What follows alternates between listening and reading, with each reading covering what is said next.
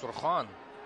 Endi tushunarli, Surxon hozir har qanaqasiga oldinga o'tadi.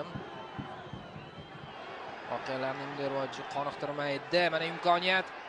Ortga zarba va gol! 2-1. Gol muallifi esa Diyor Ramazonov bo'lyapti. 90+da baribir endi 9 futbolchi bo'lib qolgan Qo'qon gol o'tkazib yuboryapti. Yo'nalishni o'zgartirgan Shaydulovga ham respekt. Uzatma muallifi esa Kirill Kolesnichenko.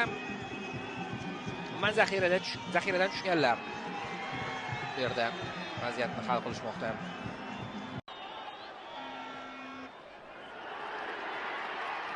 Yana bir imkoniyat bo'ladi.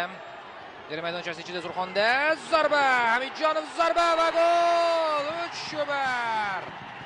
11-raqamdagi Haydarov yaxshi o'ynadi bu yerda. Keyin Hamidjonov.